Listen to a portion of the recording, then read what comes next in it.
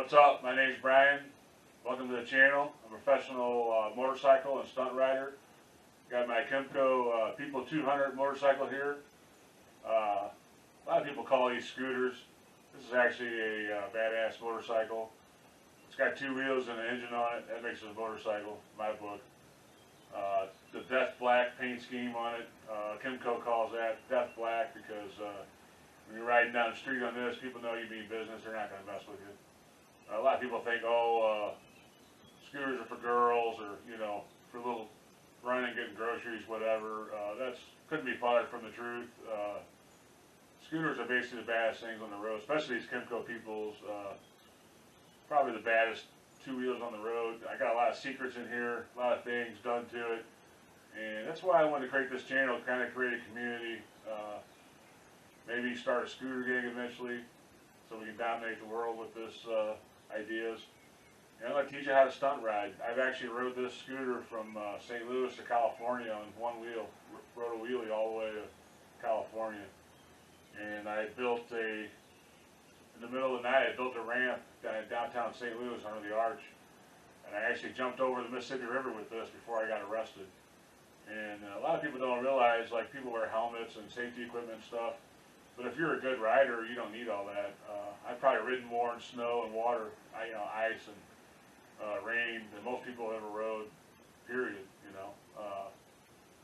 And I never crash. I'm not going to crash. I'll never crash because that's how good I am. So I don't need a helmet or gloves or any of that stuff. And I'll teach you how to ride like that too. So you can ride with confidence and not be scared. Don't be scared to go out of your house without a helmet. Don't be scared to get on the road. If you're good, you really know what you're doing, you don't need all that stuff. So just follow me. I'll show you some of the modifications I've done to this motorcycle here and show you how to ride it. People think, oh, you got to have an R1 or something like that to be fast. I'll tell you what, I've beat several R1s on the highway with this. It's not about the engine or the bike, it's about the rider. It's about knowing how to use that power band and knowing how to really ride, get in the aerodynamics of it, and you tuck behind this windshield here, that's another 10, 20, 30 horsepower easy. Not counting, I have a lot of engine secrets in this too. This isn't just a stock People 200 here, so you're going to learn all that from me on this channel, hopefully, and eventually we'll maybe do something like karate belts where you do a wheelie for a block. I'll give you like a yellow belt. And we'll just go up from there until we're all black belts. We're all black belts in the scooter community. We're going to start a scooter revolution here. So hang tight and stick with me, and we'll get this thing going. Alright, so that was my attempt at humor. I actually do wear a helmet. I'm not a professional stunt rider. That's actually my wife's scooter. This is my little scooter here. It's a Honda VTX 1800. I do have one other motorcycle I'll introduce later, probably a couple videos away.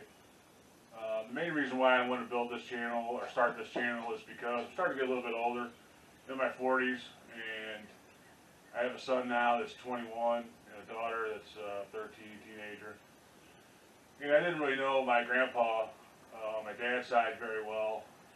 Didn't know him at all, actually, and I knew my grandpa on my mom's side. I was very close to him. Was very influential. Probably the most influential male in my life ever. He passed away when I was about 30. And I thought about it a lot the last couple of years, maybe writing a journal or a book to pass on to my children and grandchildren eventually. And never got around to it. I thought, what's better than that other than just making a video series for them to see, maybe get an idea of who I was. Hopefully I'm around to see my grandchildren, of course. I'm still pretty young, but you never know. And I just think it'd be neat to leave something behind, give them some stories and all that to remember me by or to know who I was as a person. So I'm not going to make it real sappy or anything. It's just the reason why I make the channel. I will do motorcycle repairs. I'm not a motorcycle mechanic by trade, but I'm an automotive mechanic by trade, and I do all my own work on my motorcycles. I have two. I got this one. I got one other one I'll introduce later. I bought this brand new in 2005. Didn't even have a mile on it, I don't think, and fell in love with wasn't. I was actually looking for a Harley V-Rod, and went to the dealership and sat on one, and just sat so low. I liked the bike, I liked the idea of the bike. I know a lot of Harley guys don't like the V-Rod, but at the time I really liked it. I still kind of like it, but at the time I really liked it, and was thinking about buying one. I never had a nice motorcycle. I mean, I had nice motorcycles. I never had newer motorcycles, nothing new. Probably the earliest, almost every motorcycle I owned up until the time I bought this one was probably 15 to 20 years old.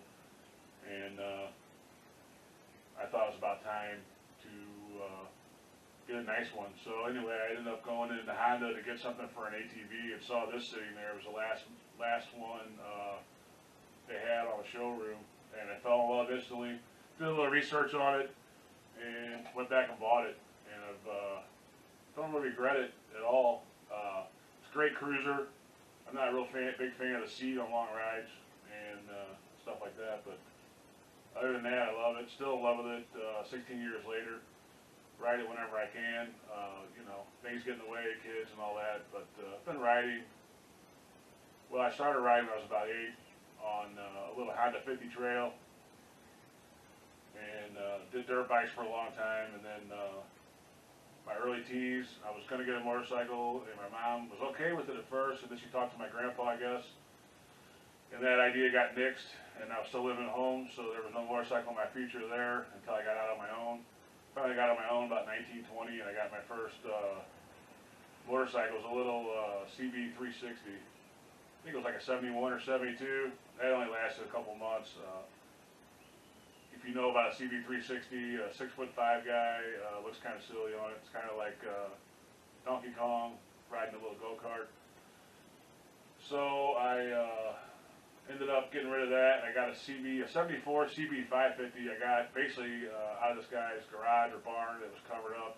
Had a fairing on it and all that, and it was a 554 cylinder. Pulled the fairing off it, primed out the tank, kind of customized it a little bit, and rode that thing miles upon miles. I think one year I rode about 15,000 miles in 1 year, which is quite a bit in St. Louis. I was riding in the winter a lot. And anyway, went from there. And then I got into Kawasaki, got some KZs. Actually, my last bike before this bike was a 76 or 77 KZ. And I had that bike all done up, really nice black paint, exhaust, condition, a lot of stuff done to it. Really fast, really nice bike.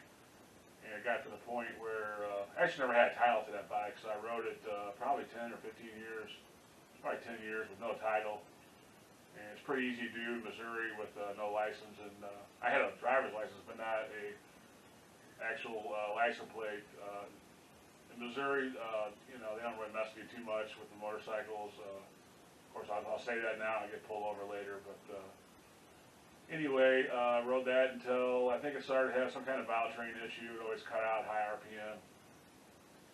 And I just had my son, and hadn't rode in a couple of years. I wasn't riding very much, just here and there sporadically. Was looking for something new. I had owned a business and was doing pretty well.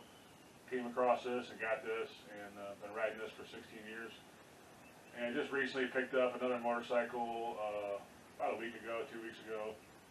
And like I said, I'll introduce that one to you in a later video. But we're going to go ahead and get on the road here and talk about some of the influences I had and why I got into motorcycles, and go meet where we grew up in the south side of St. Louis, meet a few of the places there, and end out the first video like that. So I'm going to go ahead and get my helmet on. I do wear a helmet, full face actually, and some gloves to get this thing fired up, and then we'll get on the road and pick this back up.